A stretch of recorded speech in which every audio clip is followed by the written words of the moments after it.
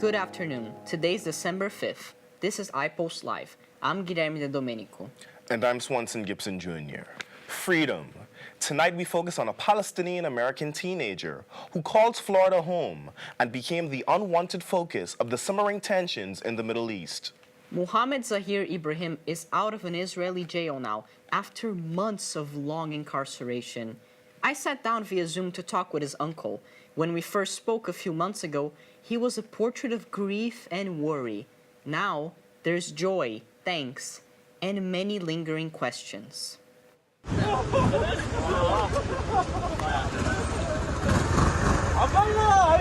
On Thanksgiving Day in America, a family's prayers finally answered outside an Israeli prison.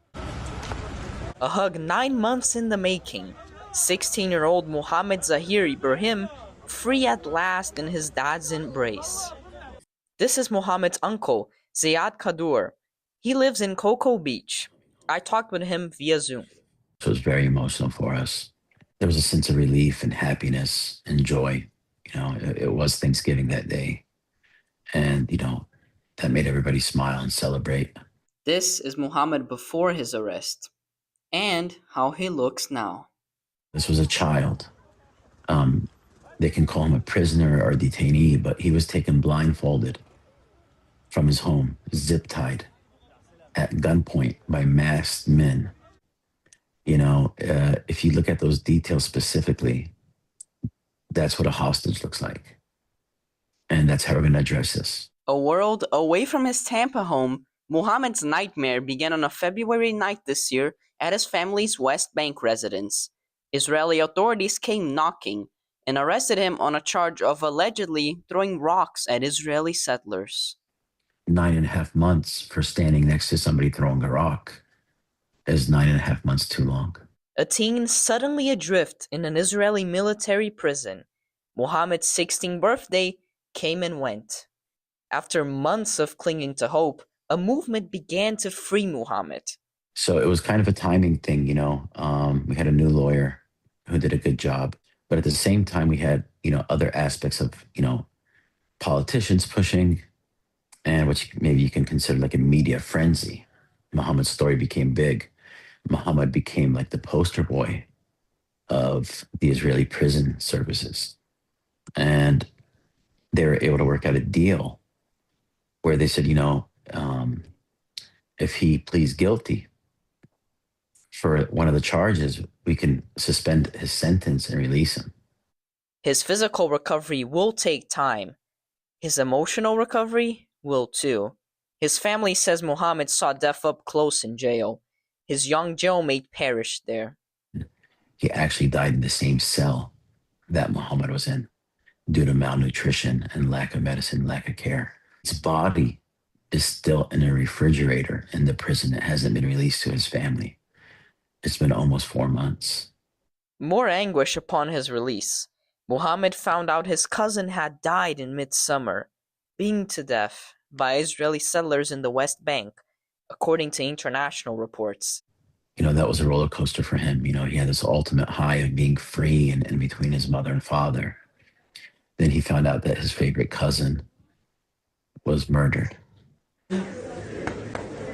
This is Mohammed offering his condolences to his cousin's relatives in the West Bank. He's like this young man now who felt obligated to say, well, I'm alive and I'm home. These guys are not. Let me go say sorry to them. That's a lot for a 16-year-old. But it was just another Friday in the West Bank. Mohammed will come back to Tampa after he's strong enough to do so. His family says the story does not end with him. There's many more Muhammads in these prisons. There's over 380 more children in these prisons. It's never been just about Muhammad. We were starting with Muhammad because we're his family, and it's our duty to take care of, our loved ones. But all these other kids who are not American also need somebody to fight for them, to stand for them. For now, though, a family focuses on a son and nephew. We're going to, keep pushing to get him healthy and strong, but we're also going to work on his mental health and bring him back to the best version of Muhammad we can. One hug, one tearful reunion at a time. Guilherme de Domenico reporting for iPulse News.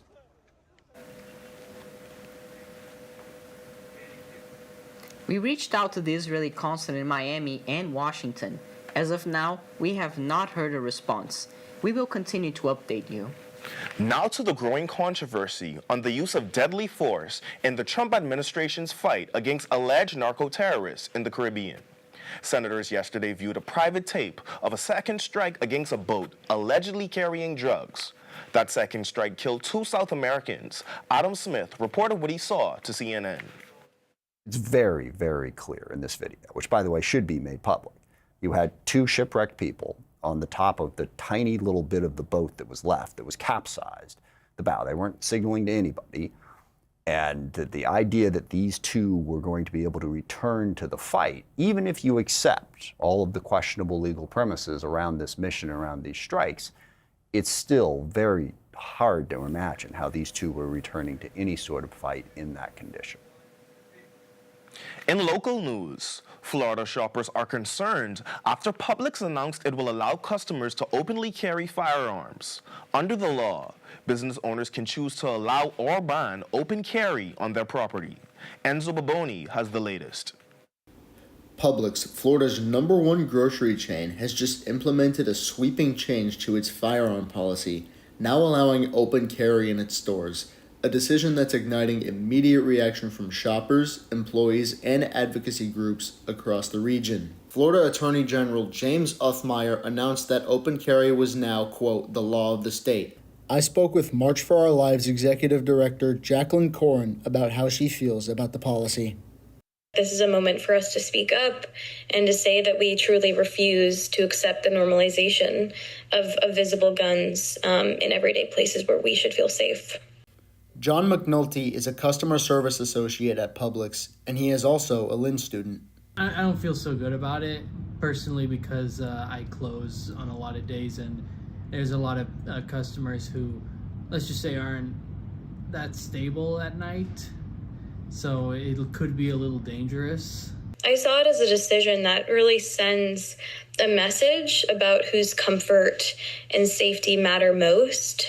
Things could happen at any moment, like if especially if a weapon's out, like someone gets in a fight about like anything, they can just fire their weapons and like people can get very hurt, and it's not a good idea. There's people who are mentally ill that still own guns, even through all of the background checks that are going on. There's a lot of altercations that could happen, and someone could just pull a gun out. In a statement regarding this policy, the company said, quote, as is true for many issues which arise every day, Publix leaves it to the discretion of store managers to determine if a customer is creating a threatening, erratic, or dangerous shopping experience. As the debate intensifies and communities adjust, one thing is clear. Publix's open carry policy marks a pivotal moment in the conversation about guns in public spaces, and its impact is only beginning to unfold. I'm Enzo Baboni, reporting for iPulse News. Depression on Florida girls. A report commissioned by the Girl Scouts of Florida Association is a disturbing portrait of mental health issues. Bullying, body image worries, social media pressures, and more are all factors the report finds. But it also suggests more outreach and counseling resources can help. Elle Harrigan is with the Girl Scouts of Southeast Florida as Chief Advancement Officer. Harrigan sat down with reporter Ellie Nickel. What's driving these numbers? So many girls are reporting that there are ACEs happening within the household, adverse childhood experiences. These could be anything from sexual assault to not having security of electricity. Right, and so they are seeking outside spaces. 52% of girls in middle school have said that for over 2 weeks that they have felt sad and depressed, right? And so at that point in time, from a clinical standpoint, that's when someone would say there is a clinical issue of depression. 1 in 4 girls have seriously considered suicide, right? And that is hugely concerning to us. Girl Scouts does provide those opportunities to speak out. We have peer counseling, or peer-to-peer. We have a trusted mentor. We have a safe space. But right now in Florida, Girl Scouts only serve 2% of the girls. And so if we are going to see it change for 1 in every 4 girls finding that they are looking to suicide, right, we need to serve more girls. And so that has really become our mission here in the last 10 months. We went back for historical data, and I think right now we have a lot of people talking about like what the effect of COVID was, right? And I don't know that we can really say that all of this is contributed to COVID. And were you surprised of the depth along with like the issue and crisis? We are seeing it continue to rise actually as social media has risen, right? And so it's not so much a COVID concern, I don't think, and the social media concern, there's a lot of good things about social media, right? But the biggest thing is that girls are seeking connection, and that is, that's just part of our human condition. We want to be liked, we want to have family, we want to have community. And so they're seeking that out in social media and are not experiencing that. And girls are specifically being targeted at a much higher rate for bullying, for cyberbullying, than boys, right? And it's not even on something that is actually reflective of them. If somebody believes something about them, if they, specifically if they are in an LGBTQ community, or if they are not, but somebody has said that they are, then they are being targeted at a 3 times higher rate than another girl. How does this report help us improve like services and focus on those needs? The purpose of this report was to really just be able to reach out to all of our community partners. Girl Scouts has been blessed as being a legacy organization to conduct the report. We took it on out of our own findings and our own commitment to be able to provide it to all of our community members. This is not just about Girl Scouts, right? We need to all work together. Since then, I've been working with several committees and several community liaisons in order for us to really address some of the issues. I think that what we do need to do is have more conversations with more girls, and so we've incorporated some of that. At the local level for our Girl Scouts, we did a full restructuring in order for us to really focus in on girls and to focus in specifically on those BIPOC communities and girls who may not feel safe in their environments. Overcoming deep personal loss and trying to use her experience and talented skills to help others navigate their pain. That is the powerful story of Lynn University student Sophia Etienne, as told by Sage Pena. Oh, there you are. Come here. I need to tell you something. It's very important. Sophia Etienne is a storyteller who finds beauty in vulnerability, beginning as curiosity for camera work and quickly turning into a way to translate emotion into visual language.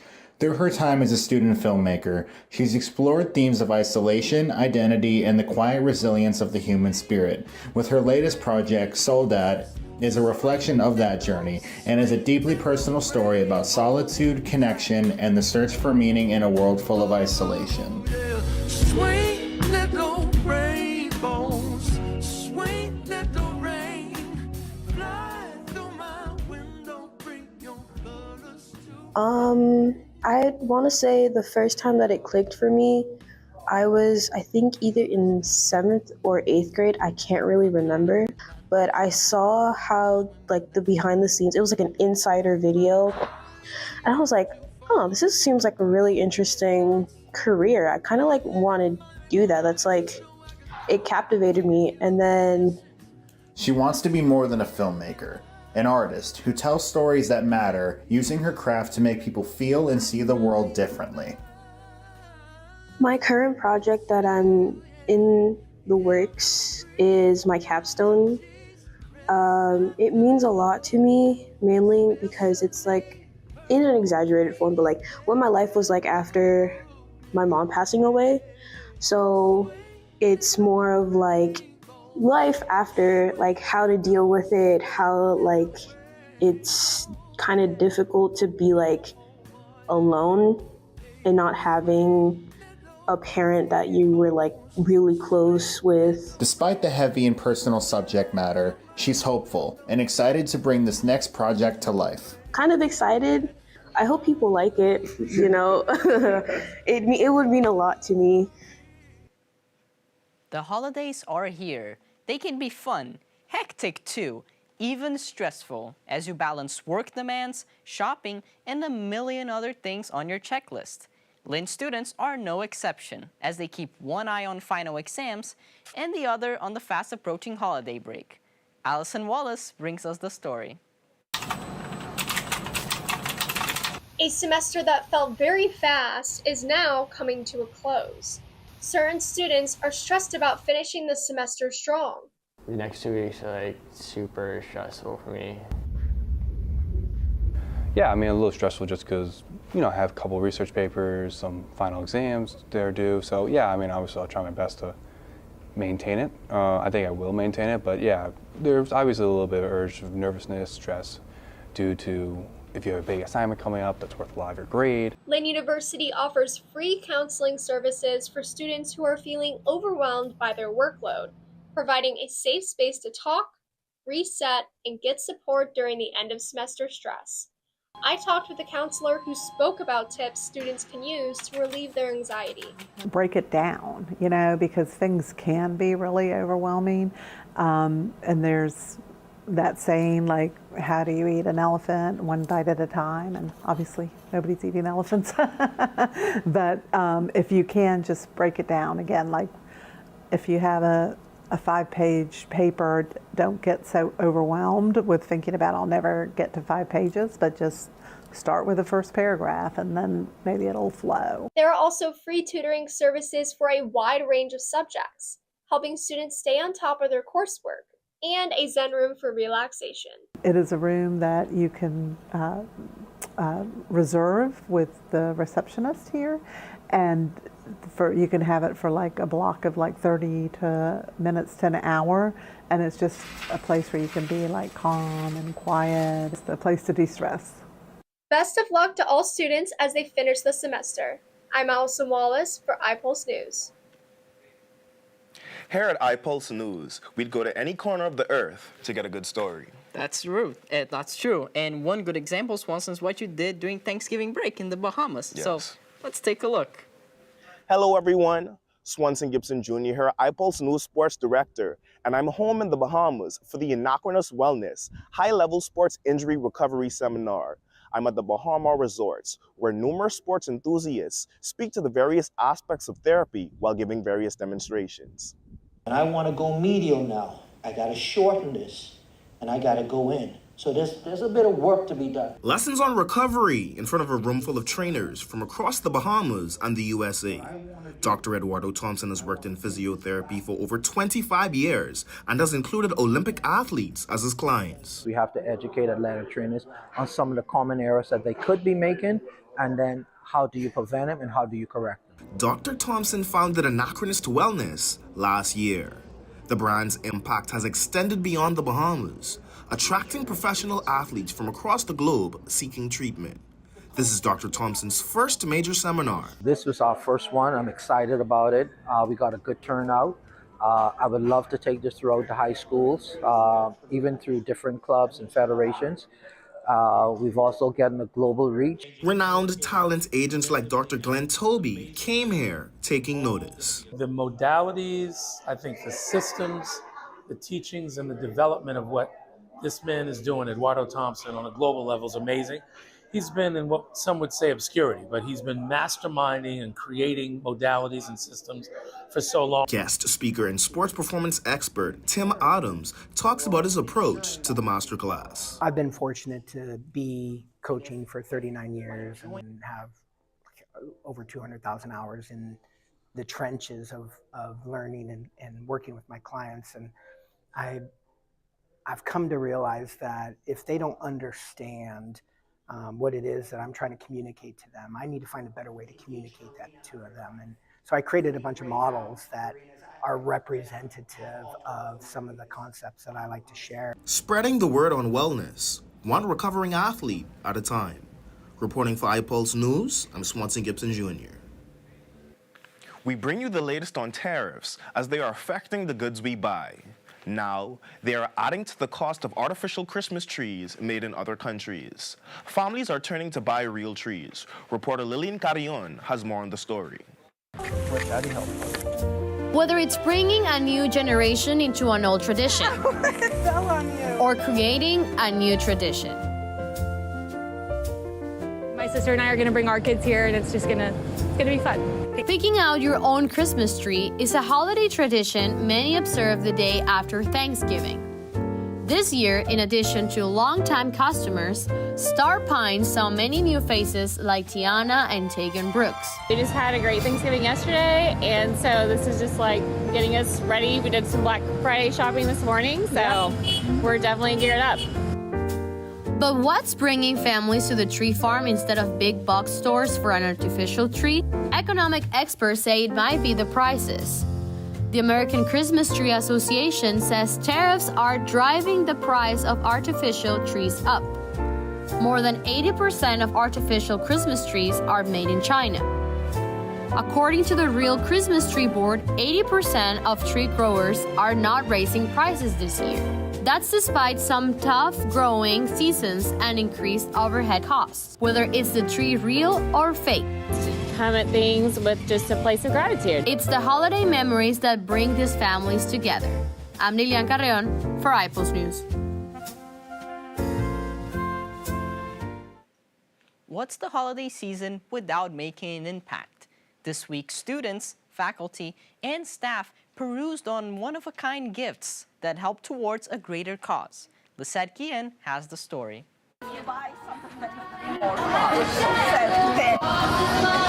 It's the season of buying, but most importantly, giving. Social impact organizations sold artisanal goods at Christine's Park on the Lynn University campus, from jewelry to stuffed animals to hot sauce. So today we have pickles over there. It's a Haitian slaw. This is a recipe from my mother.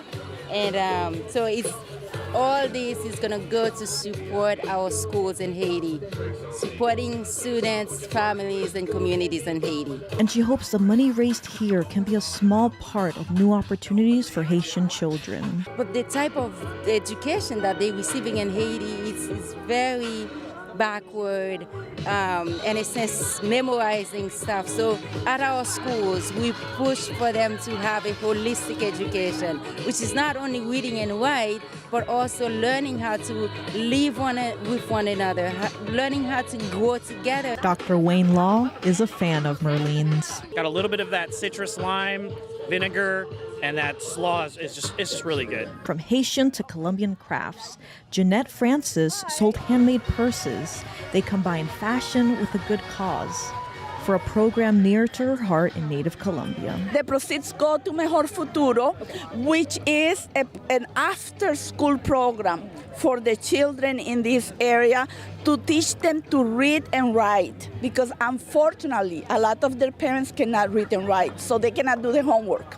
She believes better futures start in the classroom. My inspiration is teaching classes on sustainability and corporate social responsibility. Valentina Morello stopped by to help the cause. I got this little plate thing from this foundation, Mejor Futuro. I also got this little clip that they offered me.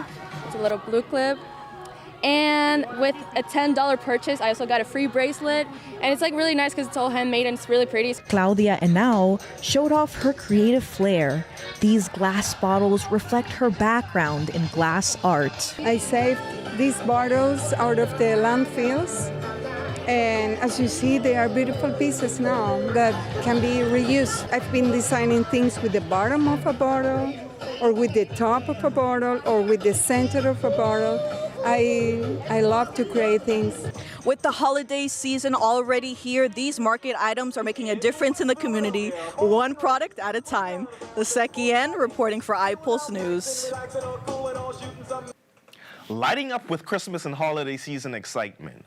That's a tradition in Delray Beach, and even a loose plug or connection could not dampen the fun at the annual Christmas tree lighting this week.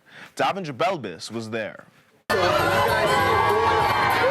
Santa Claus came to town Tuesday night to partially light Delray Beach's famous Christmas tree. 3, 2,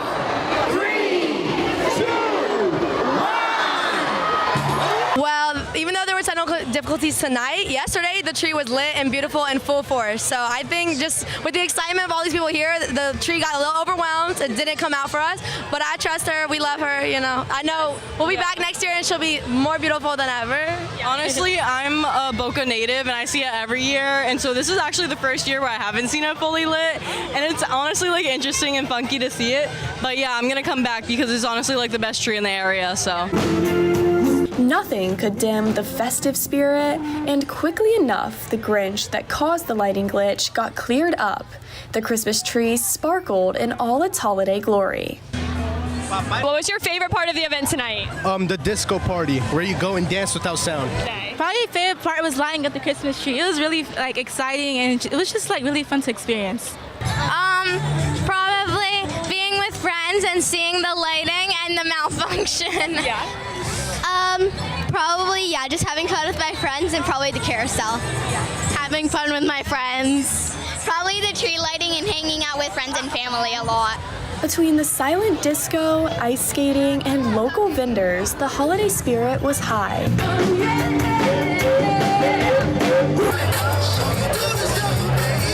This Christmas tree, standing at 100 feet tall, is the largest here in the state of Florida, and with rich history dating back to the 1990s, has become an icon in Delray Beach. Throughout the next few weeks, be sure to grab your friends, your family, and come check out the holiday spirit. I'm Davinder Belbis reporting for iPulse News. That's our newscast for December 5th, 2025. I'm Guilherme De Domenico. And I'm Swanson Gibson Jr. Remember, you can find our latest sports, hard news, and entertainment stories on iPulsenews.com. Have a wonderful weekend.